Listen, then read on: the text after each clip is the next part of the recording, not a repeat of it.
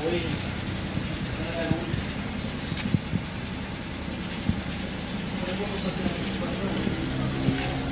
Ang compressor niya, para lang bearing.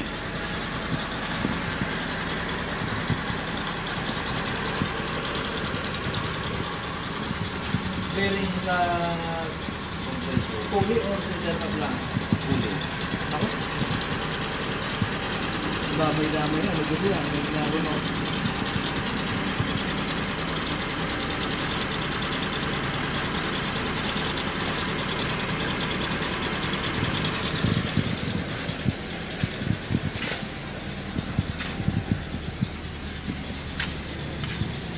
Good morning. Diagnose muna kami ng Honda City. So, naka-check engine po kasi. So, kailangan lang muna namin i-scan para malaman yung sira o anong problema niya.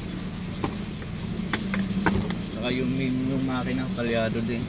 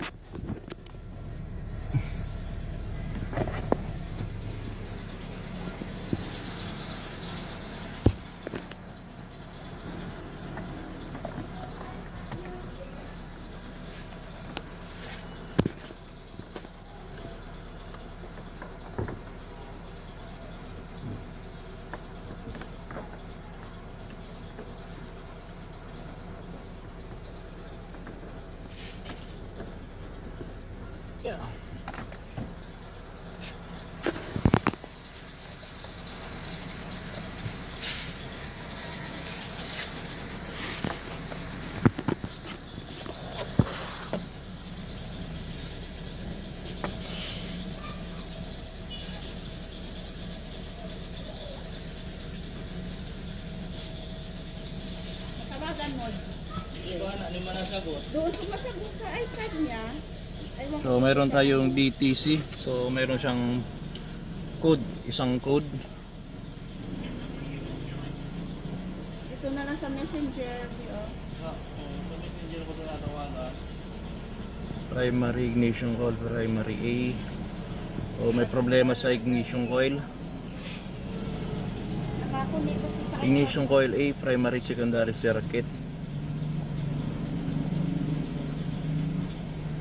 Ibig sabihin may problema ang ignition coil kaya naka-check engine. Check muna natin yung spark plug nito. Baka yung spark plug ano na siya, tawag dito. Sunog na spark plug o kaya yung ignition coil talaga mahina na yung kuryente magbigay. Titingnan na rin natin yung spark gap ng ignition coil kung nasa tamang gap pa ba siya, kung nasa 30 or 40,000 kilovolts dapat pasok siya dun sa range. May problema yung ano no, Moy? Ignition coil. Ignition coil, kaya palyado. I-check up muna natin. Pwedeng spark plug, pwedeng ignition coil. Ako mo man na-try ignition coil sa pinakuha niya no, sir.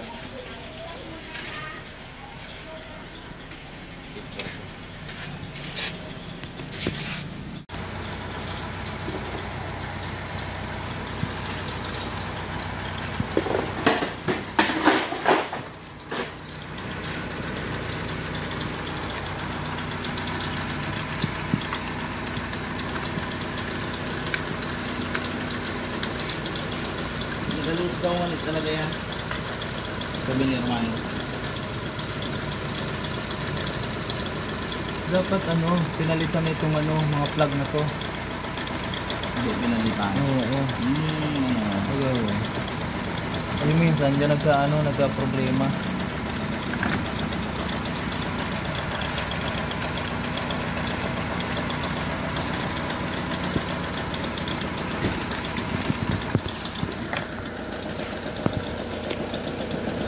Pero bago spark plug.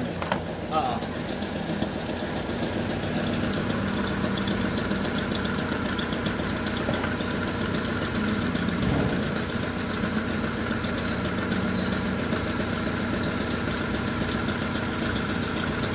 Ako wala. Walang response. Ilang ba?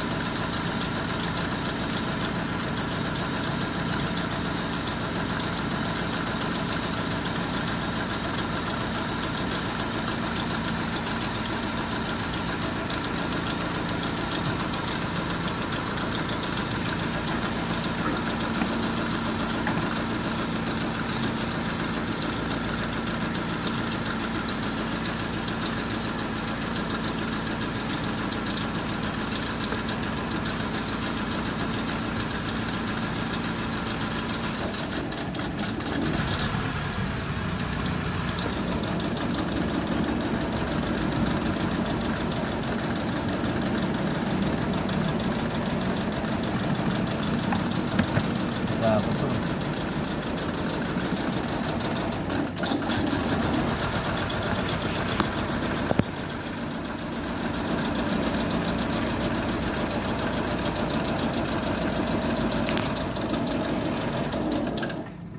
Okay.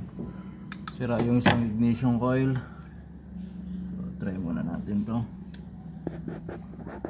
So, pwede din kasing hindi na saksak ng maayos to, kaya siguro hindi nagpa-fire.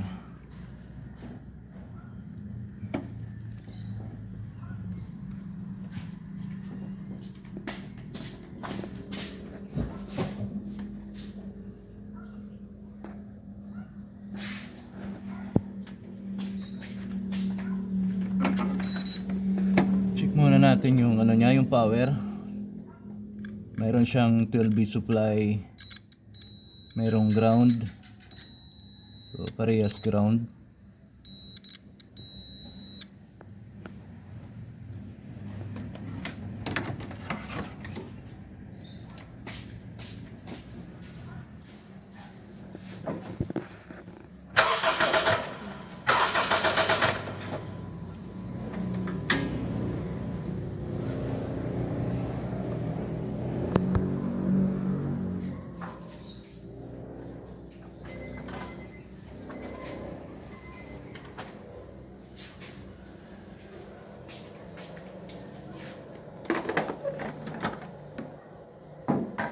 Okay.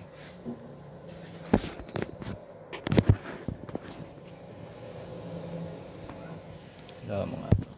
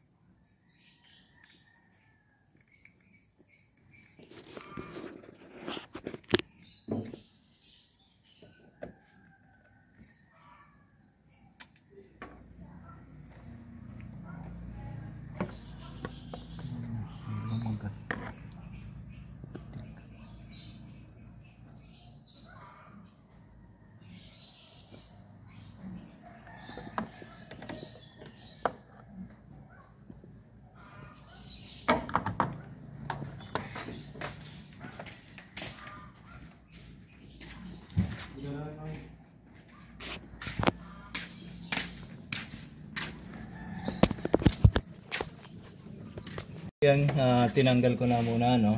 Gagawan ko muna siya ng paraan. Siguro ititape ko muna to para hindi lang magdikit-dikit kasi delikado eh.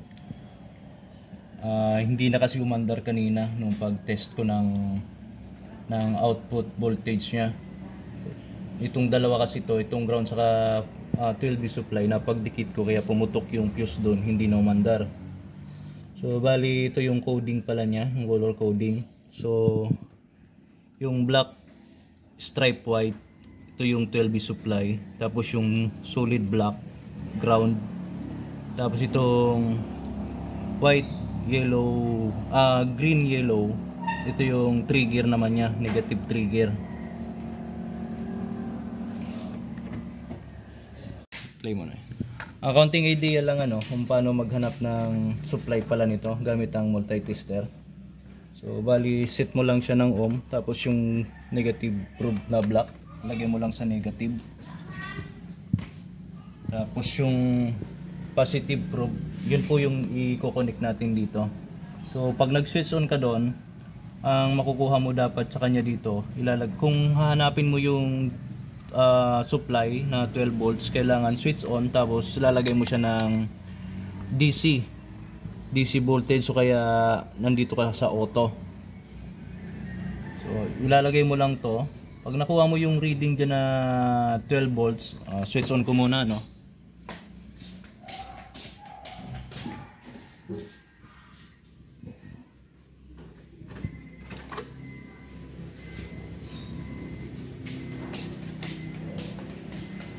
Ayan, bali naka-switch on ako doon para mahanap natin yung 12 volt supply. O ayan, makikita nyo dyan, mayroon siyang 12 volt supply, so 12.8. So ibig sabihin ito yung positive. Tapos kung hahanapin naman natin yung pinaka ground, solid ground, lalagay lang natin sa ohm. So naka-ohm po ako dyan. Itong dalawa na lang natitira. So ayan, barely mayroon siyang switch off muna natin.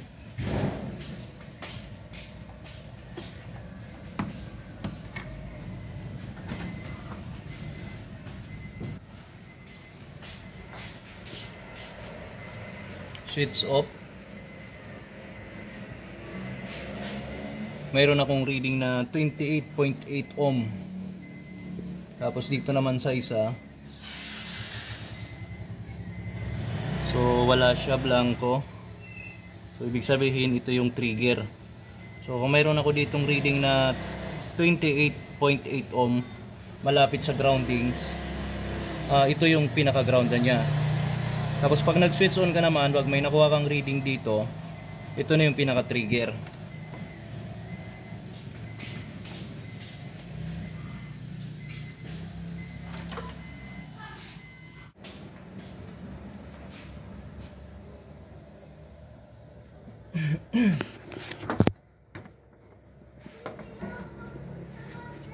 Take muna natin, secure muna natin yung pinaka supply 12V.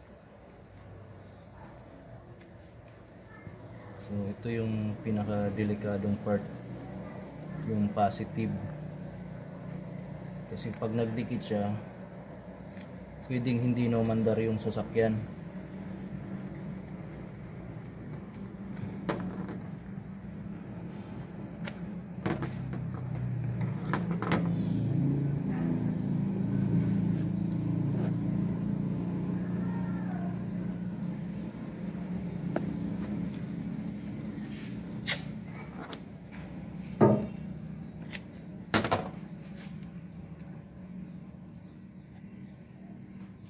Ground.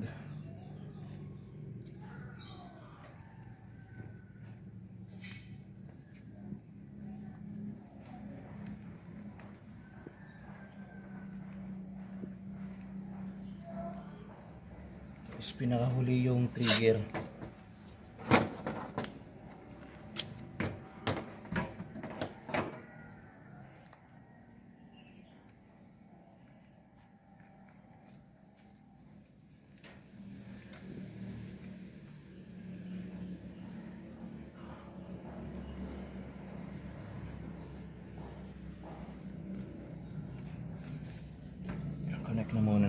dito ano.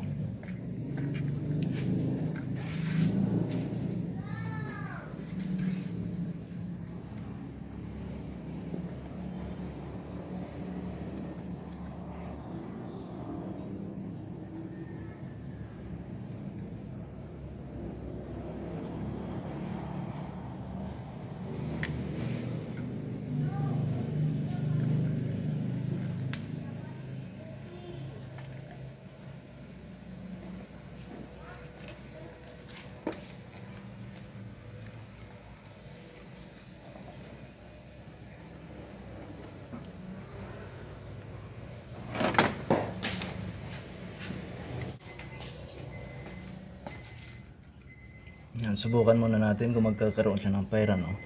Ilalagay ko na muna to. Tapos erase doon ng code sa loob para gumana. So kailangan muna nating i-reset yung code niya para gumana yung ignition coil.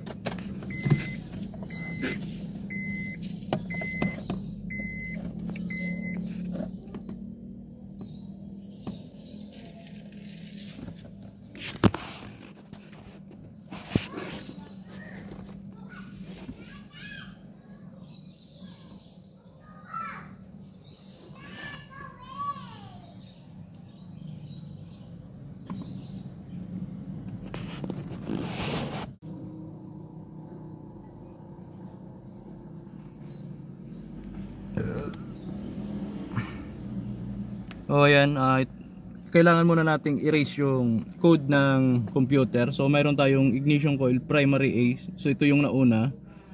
Tapos nagkaroon din siya ng ignition coil C primary secondary kasi nilipat natin yung primary A coil doon sa cylinder number 3. Kaya nagkaroon siya ng primary C din.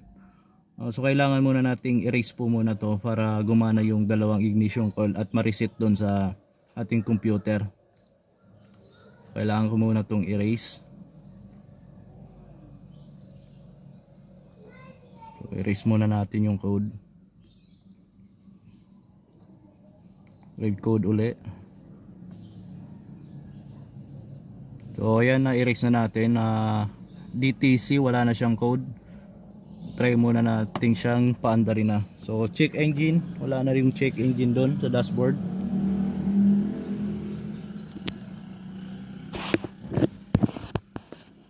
Start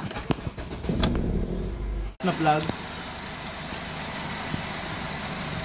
So ayun guys, bali na repair ko na nga po pala. Na-erase ko na rin yung code dun sa loob. Inayos ko na rin tong wiring nya. So nilagyan ko muna ng tape para hindi lang magdikit-dikit yung pin sa loob. Kasi pag nagdikit-dikit, yun na nga yung sinasabi ko, pwedeng mangyari, tumirik, mamatay yung makina, hindi na andar. So ayan, okay na po yan. Yung tunog kanina, nagiging problema pala niya ay fuel knock kasi hindi nasusunod yung gasolina dun sa cylinder. So kung mapapansin nyo ngayon, yung makina, pino na yung tunog, saka wala nang maingay. Check engine dito sa loob.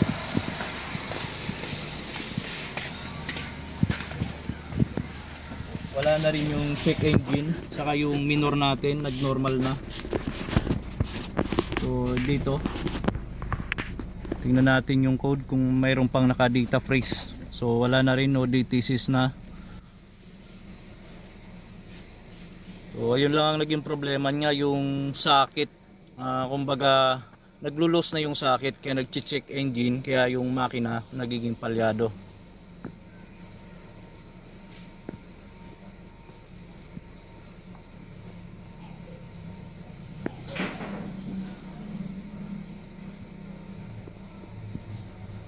RPM natin 750.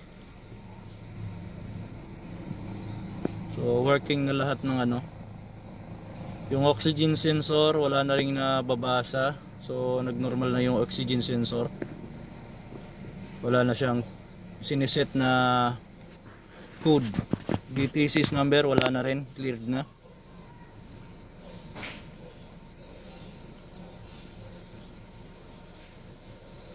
Okay, obserbahan na lang muna kaunti, tapos i-refix yung plug dun sa ignition coil. Tapos pabibili na lang si sir ng bagong mga plug dun sa ignition coil para mapalitan siguro. Kung sakasakali man walang mabili, advice ko na lang si sir na papalitan yon. So bali pipix ko na lang muna para magamit na. So ayun po, sana may na-share na naman akong bagong idea. Autorado Automotive Technician po ulit. Maraming salamat sa inyo.